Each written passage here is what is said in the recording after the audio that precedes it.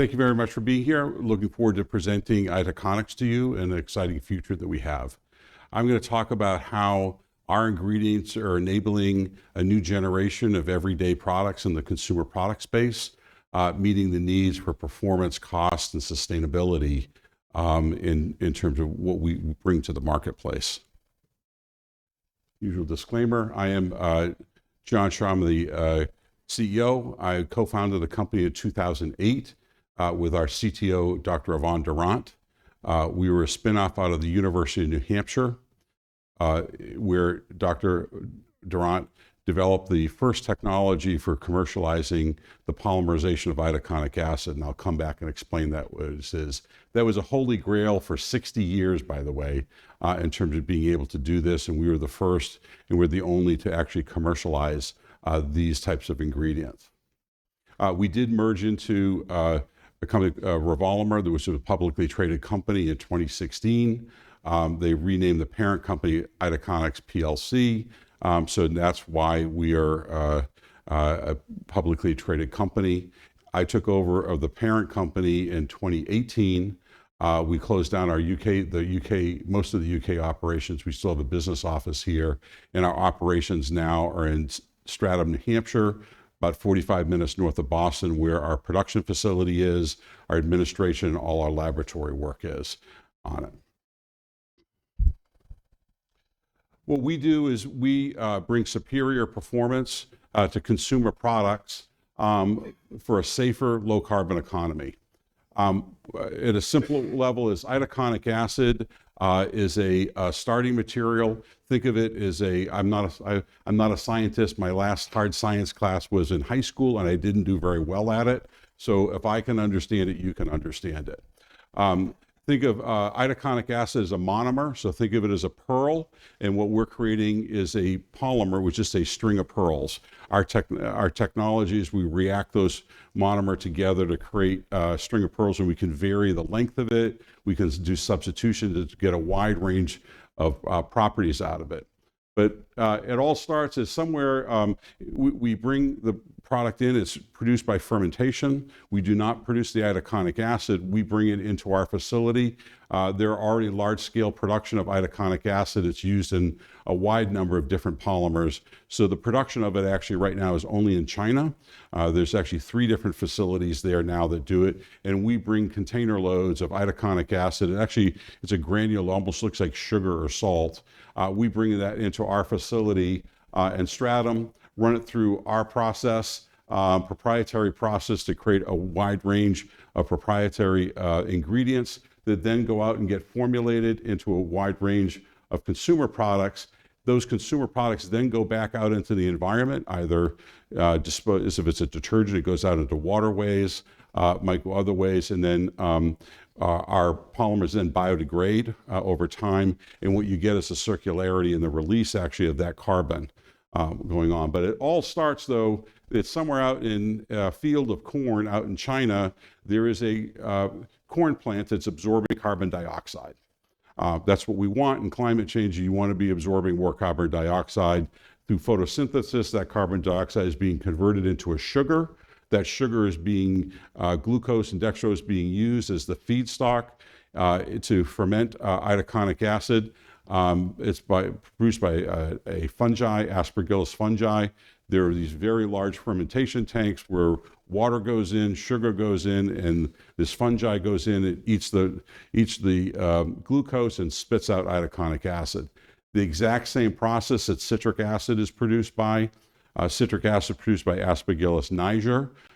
There's probably 100 kilotons of capacity of that available in the world. But in the same, but you could use the same process to use Aspergillus terreus, which is what produces itaconic acid. It's only a difference of 3 genes, enzymes that determine whether the organism is spitting out citric acid or itaconic acid. Itaconic acid is a natural metabolite. It's found, actually our bodies generate some amounts of itaconic acid. It's also found in nature. It's a natural metabolite that we are then turning into a useful product. So that's what we think of for nature, because we're doing it from the safety aspect of it and with nature. We have record revenues. We reported our revenues for 2023 yesterday morning, and we hit 7.9 million. It's another record year, consecutive year of growth for us. We about 40% growth, and since 2018, we've grown a compound annual growth rate of well over 50%. With that, we have an expanding customer base.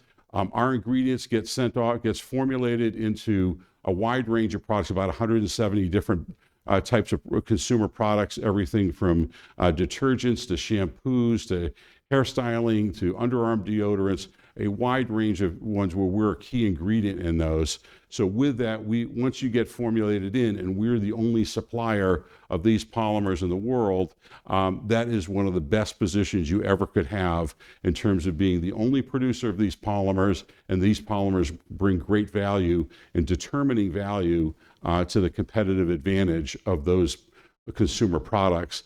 And every time those consumer products gets produced, we get an order and ship it off to a production facility for the consumer product on it. With that, you get a very large expanding customer base. We're growing significantly in North America, where most of our sales are. I think we do have about $1 million worth of sales now in Europe, but the rest of it is in North America. And they're just these great recurring revenues.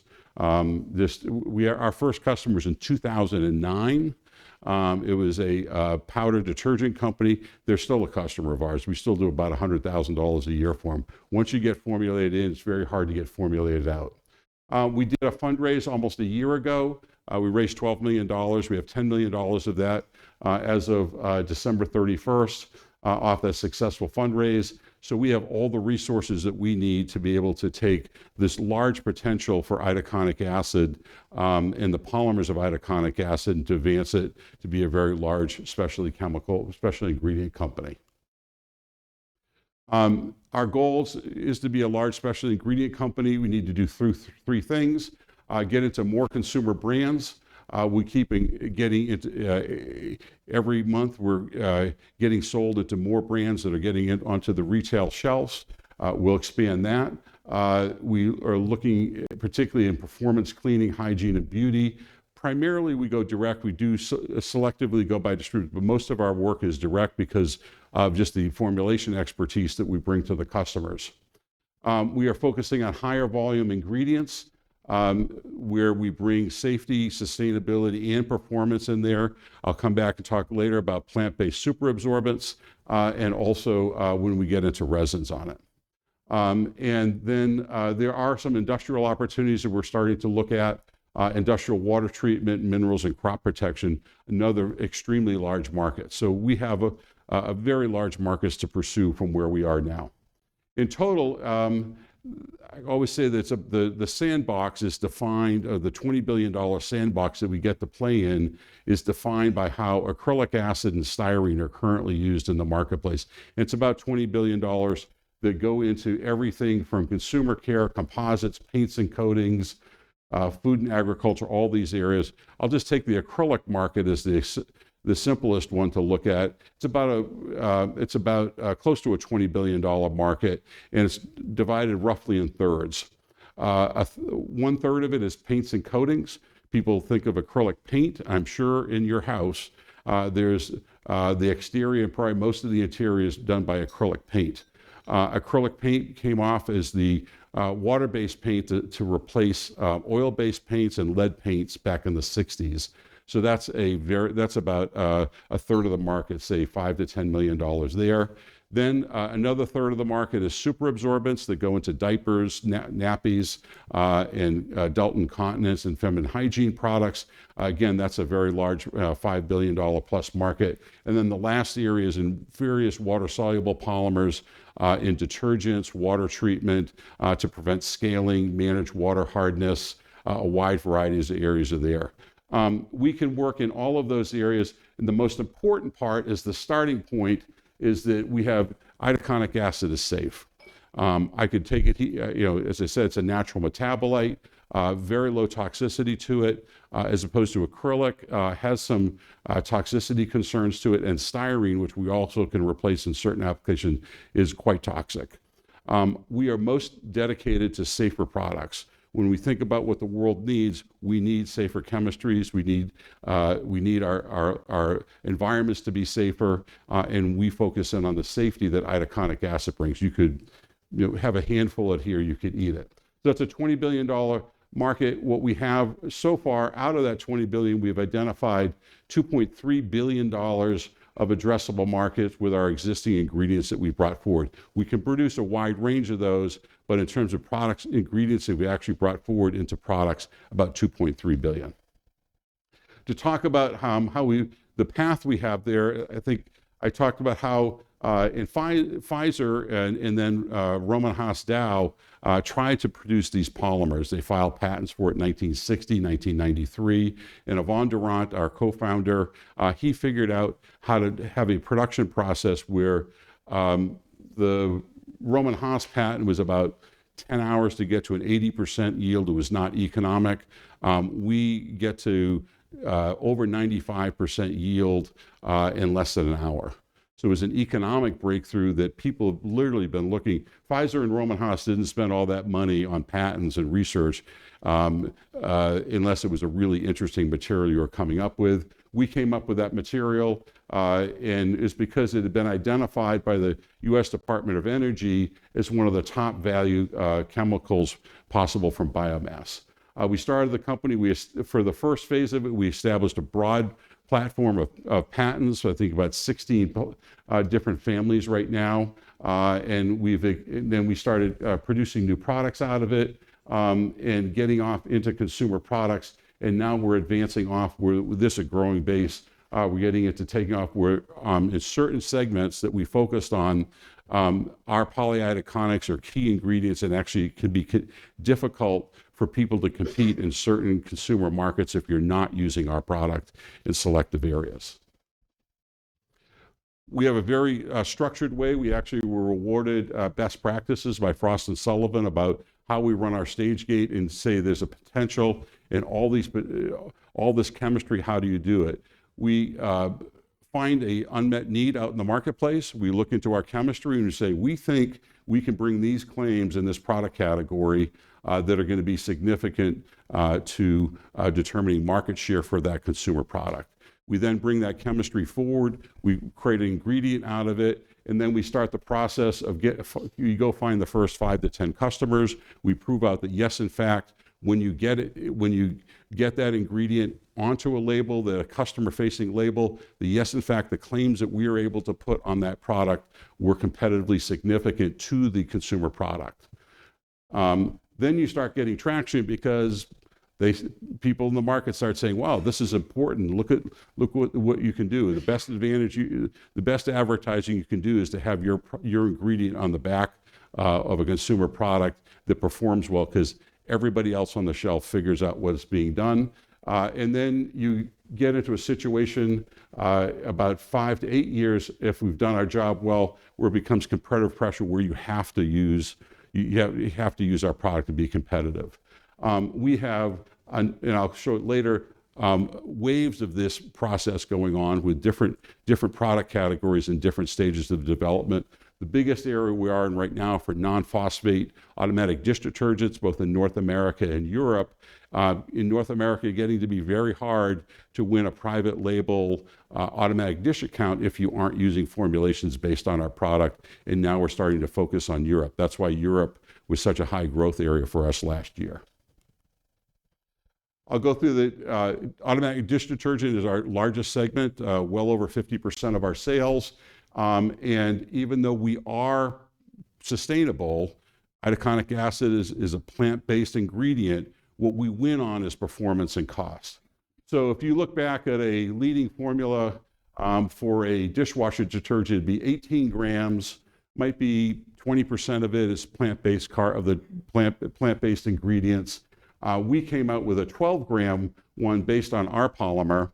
And what happened with that is not only did we decrease the size of it, So just think about it. Every time someone's running the dishwasher, 6 grams less of chemicals are going out into the environment off the bat.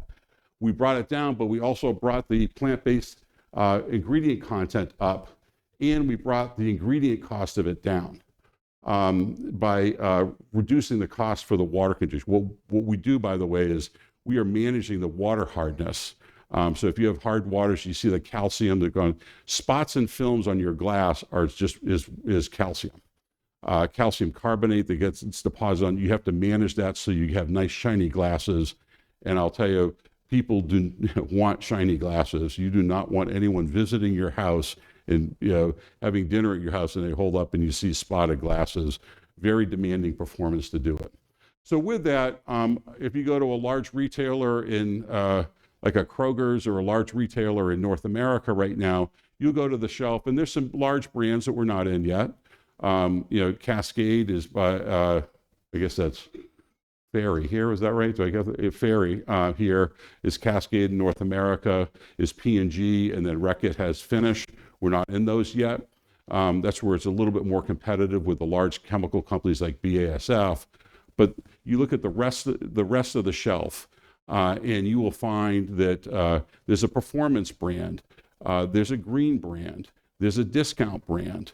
And all of them, the consumer may think, oh, I'm going to use Clorox because I'm going to get the best performing product out of it. Notice Clorox doesn't say anything about it being green. You can go to Aldi's and get the discount brand. You can use Palmolive's, which has the highest bio-based content. Regardless of what decision the consumer is making, we are still delivering bio-based content without necessarily any cost to the consumer. So when you think about climate change, we're going to have to go spend tens of billions, trillions of dollars to do that. Here's an area in select areas where there's no cost to the consumer that we can get that delivery. And actually, the consumer may not even know that they're making that decision.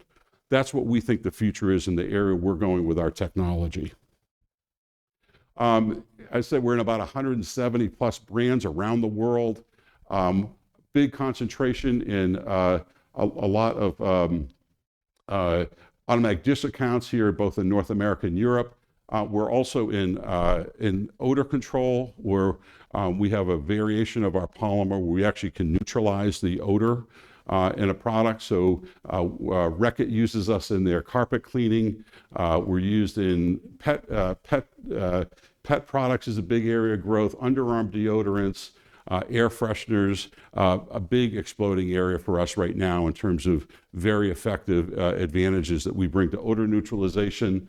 And then off the same production process, we also make a hairstyling spray because of the structure of what we do, of how we actually can hold the hair by the internal structure of the hair, as opposed to put a film on the outside of the hair, so you get what's called weightless hairstyling.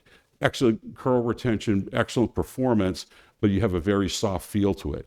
If you want that feel, you need to use our polymer. If you want to get instant odor control on carpet cleaning, you have to use our polymer. If you want low-cost, competitive shine in a secondary brand, you pretty much need to be using our polymer.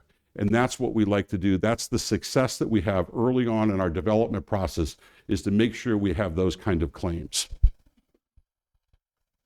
With that, you get into a brand, and then the brand gets out into more retailers.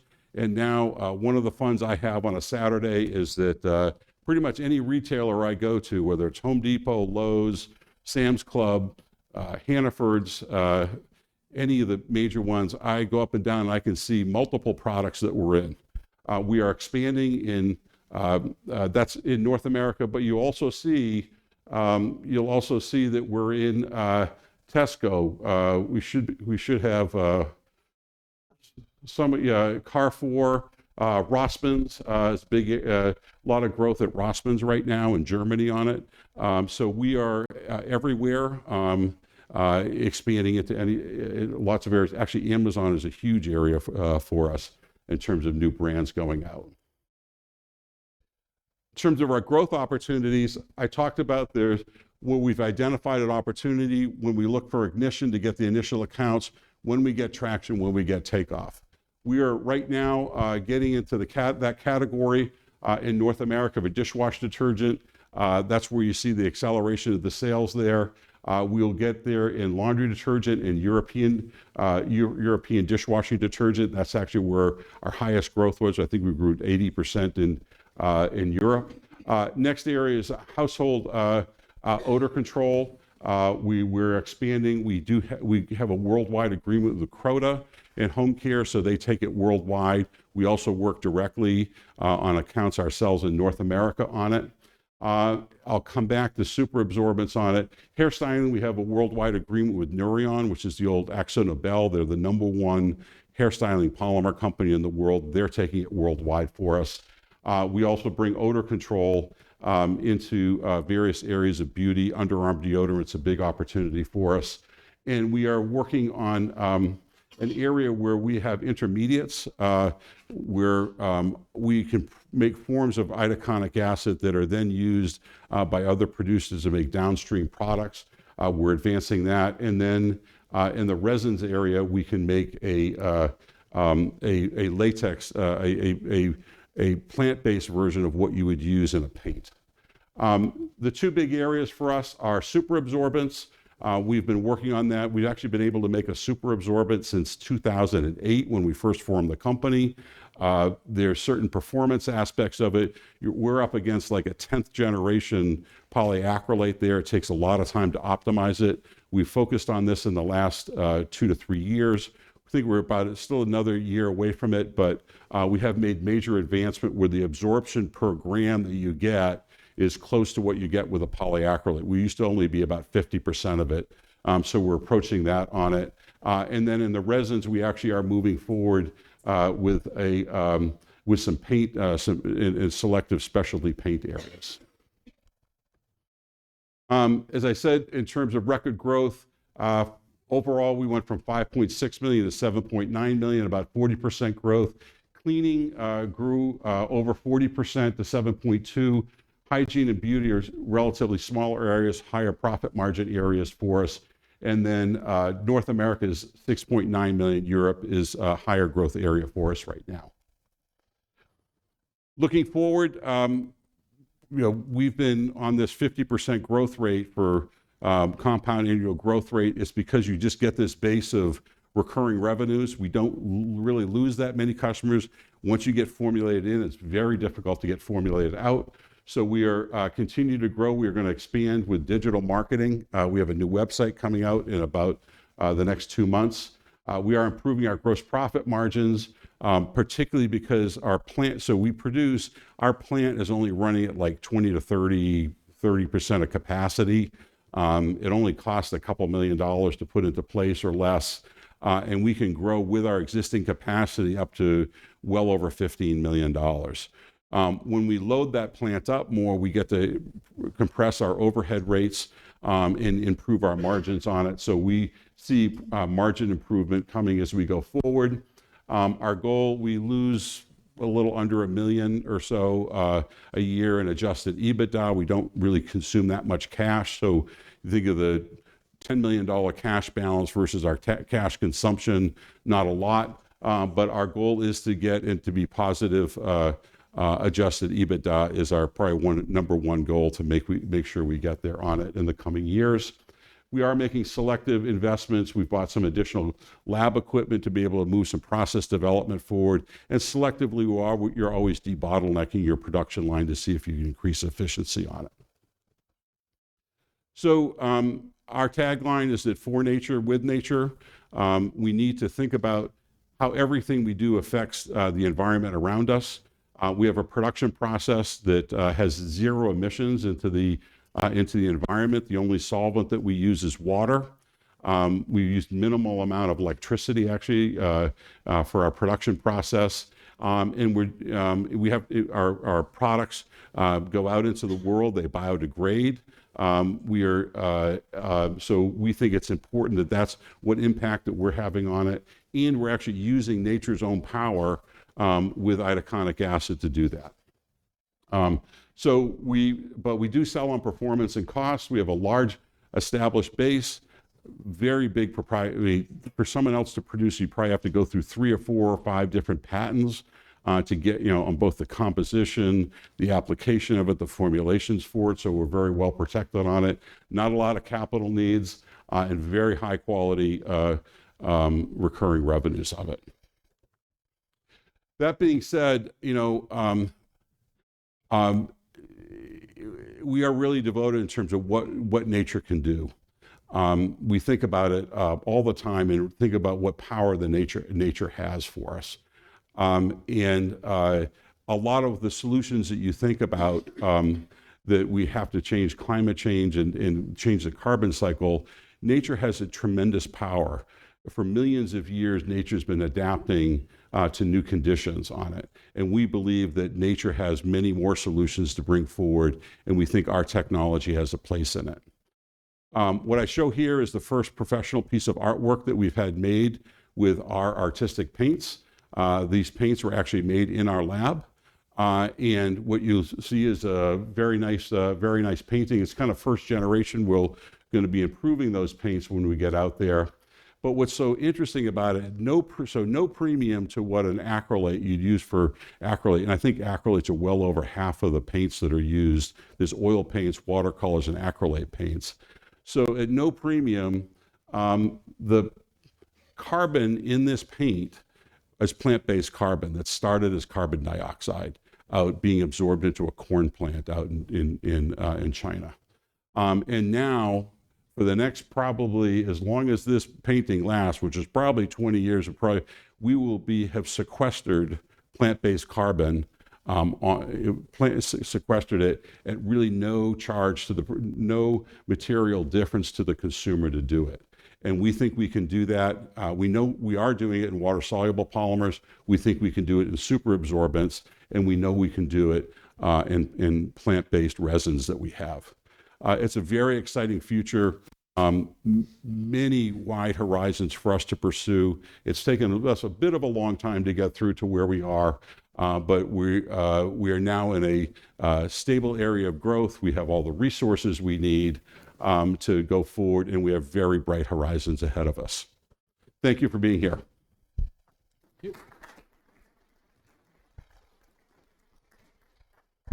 Questions for John, please.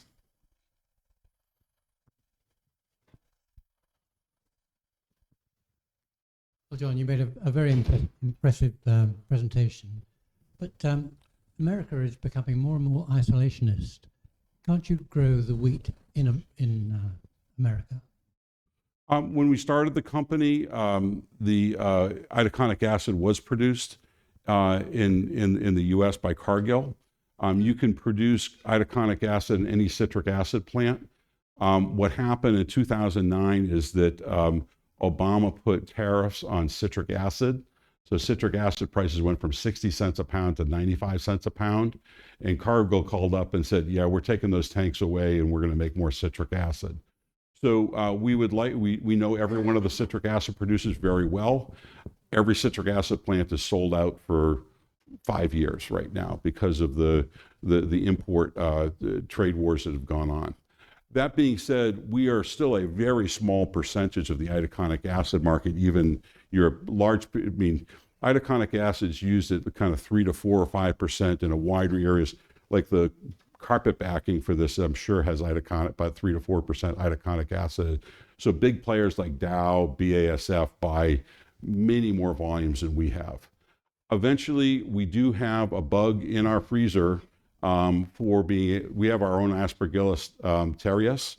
At some point in the future, I won't be done until we have a fully integrated plant where we're producing itaconic acid going right into our process and going out into all these great different applications. That'll be still some time out there, but that is my ambition. It's a very similar question. Is your business constrained by the supply of itaconic acid at all? No, I think there's something in the order of like 80 kilotons of itaconic acid capacity available. We think it's only running at maybe 30 to 35 kilotons a year. And we're not even using 1 kiloton yet. Is there anything stopping somebody competing with you? Six, Offering your product? 16 different families of patents. And around the composition of it, the composition of the patent, how we produce it. So we don't even have to go to someone's plant. We can get a sample of it, run a test on it, and we'll know, no, you just violated one of our patents. So we don't have to, fly to China and go into somebody's plant to figure out whether they're using our process. There's a fingerprint that we have. If they try to sell it into an application, we also have, you can't, you could, even if you came up with it, you couldn't use it in automatic dish because we have another set of patents on that. So it's, yeah. So it would be pretty daunting. We didn't cover everything. I'm sure there's a couple little areas, small areas, but in terms of where we know the major volumes would be, those are very heavily protected. You're an American company. Why have you listed on the LSE? We merged into Revolimer at the time. Revolimer actually was the one that came up with the application for hairstyling. We did not come up with that. So they did the research on that. They tried to go make sodium polyitaconate. They couldn't do it, so they called us up. That was at the same time that we were a small privately held company. I co-founded the company. I did most of the funding for it. We needed to expand into Europe because Europe is twice the size the detergent market than it is in North America. And it was just a perfect union of the two companies to do that.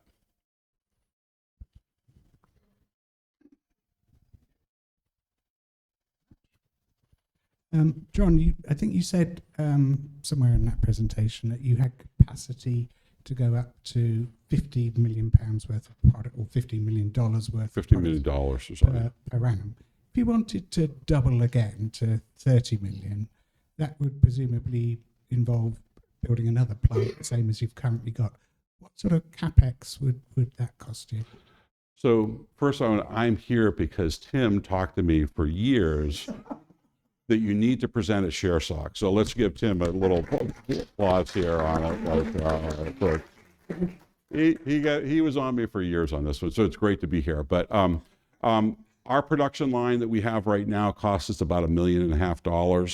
So if we had to install a new one, it'd be about $2 million. Okay, so that 10 million could probably build you another 4 or 5 plants. Yes. Or 1 or 2 much bigger ones. Exactly on it, yeah.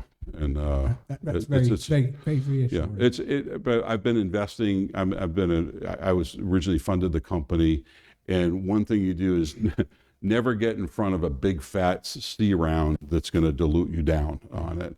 So I actually had, my brother and I had worked in this area for years and never found a specialty ingredient deal to go after because of that issue that there's some $20 million bill that's going to come due and you're in front of it. This is the first time we found out that we were able to unwind that. It's great. Okay, brilliant. I've got one other question as well.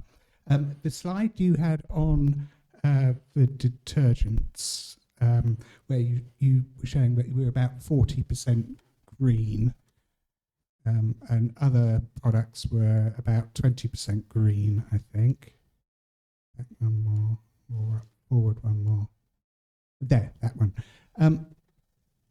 So there's a 60% non-green element in that detergent, is there? So what are you doing there? Is it a physical mix of acrylate and Itaconix polyitaconic acid? Yes. Or is it copolymerized? No. This is the entire formula. This is the full blend. So this has sodium soda ash. It has surfactants. It has some surfactant. It has enzymes in it. It has everything to make the entire. This is the grams of the entire formulation. Where we're only about, if you pick up a detergent pod, we're only about 10% of the powder. So we're 10% we're the most expensive component in it, though.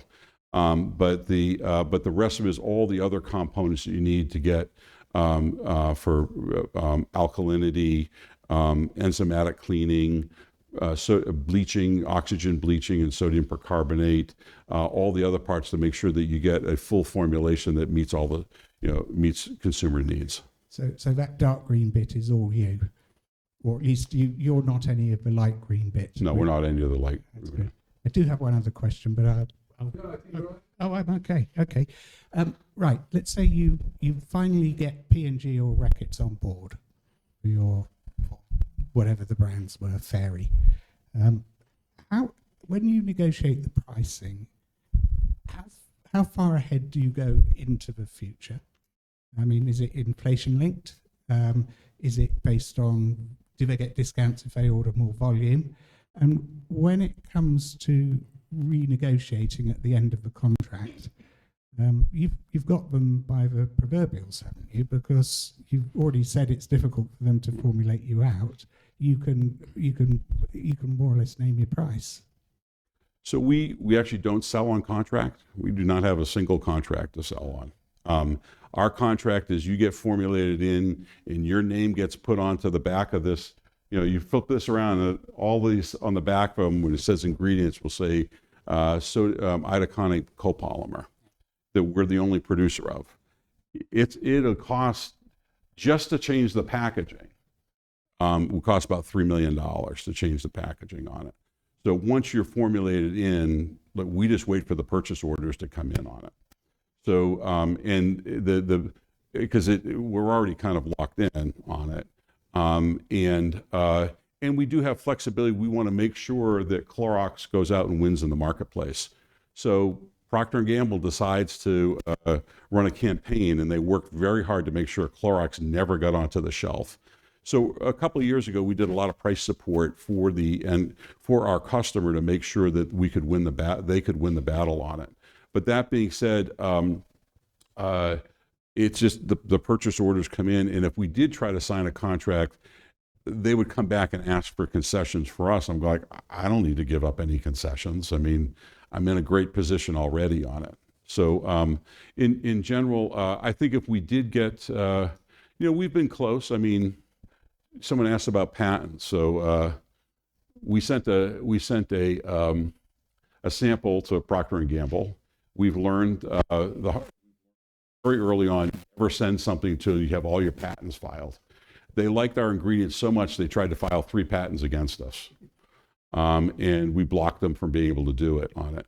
So someday we'll eventually get it. It's not as if they don't know that it works. They wouldn't spend time filing patents against us if it didn't work. But when it gets to that, we would make sure that we maintained our margin in it, and there'd be some factor against what our raw material costs were. So you and the P&G corporate intellectual property attorney aren't exchanging Christmas cards then? We have very friendly terms with them. We're just trying to get to the best product. This is what, when you compete on performance, is like, give me the best product on it, and if I can, I'm still working it, and if I can give them the best product and make them use our product, all the better on it. That's just business. Excellent. Thank you.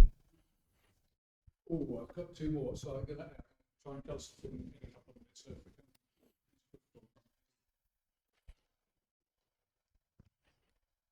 Just a quick follow-up on the pricing. So you don't have contracts. Are you able to price discriminate between different applications? It would seem a lost opportunity if you're not. Priced as a commodity, essentially, or are you finding a way? Never. No, we price in each application. Remember, when we start the development process, we have a very specific idea of what we think the value of our ingredient's going to be, and we price against that value. I'll tell you a funny story. After relatively similar production process, we produce 15 different products. Our prices go from anywhere $3 a pound to $6 a pound. My son came back from college one day, and it was between Christmas and New Year's. We were out in the plant, and we had a big 250 pound drum of product, and we were repacking it into a 25 kilogram box. And he's saying, Dad, this is stupid. Why are we doing this? I said, because that goes at $3 and that goes at $6. And we just repackage it and we position it differently on it.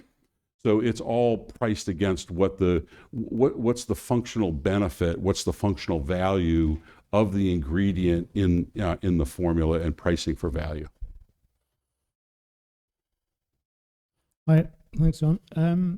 Again, a question on price. I guess in my mind, if your product is better, or Itaconix product is better than competitors, then why, and this is hypothetical, why is it not selling at a premium? Why are you not more expensive?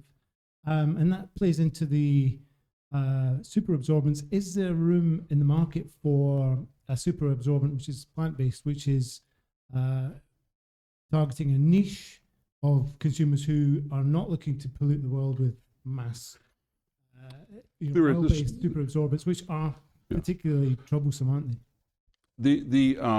I'll come back. There's two big areas for us right now. First of all, I forgot to show my shoe. Not like, why would I show you my shoe? Because this is the first shoe produced with leather chemistry, using the chemistry used for the tanning process was our polyitaconic.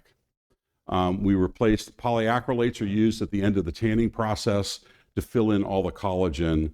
And we worked with a partner in New Hampshire and had sides made, and then this was made up in a shoe factory up in Maine on it. Now, in this situation, we do not have much functional advantage over acrylates. In this situation, in automatic dish, we have a significant functional advantage because we have 2 carboxylic acid groups. Here, it's less so. So we have to price a little bit more competitively. But I was just talking to the guy who's the senior VP, was the senior VP for Coach, who bought like 100 million square feet of leather a year at about an average cost of like $3 a square foot or something like that. And we calculated through, he estimated to me, and it was just his estimate, is the difference of using polyacrylate versus polyitaconic when you get to the leather is on $3 is 0.75 cents. So that's where the areas, like it's same thing in paint, in artistic paint. When we get into interior paint, it's going to be a little bit more challenging, but in artistic paint, all the cost is in the pigments. The difference in the cost of our latex is more expensive, but by the time you get to the end product, it's a rounding error on it. So this is a very exciting area for us. We have a lot of big opportunities in leather. Leather super absorbents and those paints are much bigger opportunities overall, we think, than actually what we've done in detergents. But we are moving forward because I have my shoes here on it. Thank you. John, we're hearing, I think, that you have the resources that you need for the time being. You're presenting to this audience, which suggests you know and understand the relevance of the individual investor, but one just hopes that as and when you do need to come to the market, there will be a role for the individual investor. Absolutely, we've enjoyed developing a pretty strong base of retail investors since 2018 when I took over with the parent company on it. We had a very unfortunate 2019 was a challenging one because our largest shareholder at the time was Woodford. They owned 33% of the company, and when that blew up, our share price went from 4.5 to 2 in 6 hours. And then we had to go distribute. So we quickly became a retail stock on it. We've actually, I think, did quite well with it. I think, our share, I'll never understand our share price in terms of how we've advanced the company. But if you look at our market, our share price, there's not particularly a relationship I see there on it relative to the general dynamics of the AIM market. But I'm a shareholder. I'm a retail shareholder. We have about 25% of our shares are held in the U.S. by retail shareholders on it. So it's always a big belief on that one for us. John, thank you very much indeed. Great.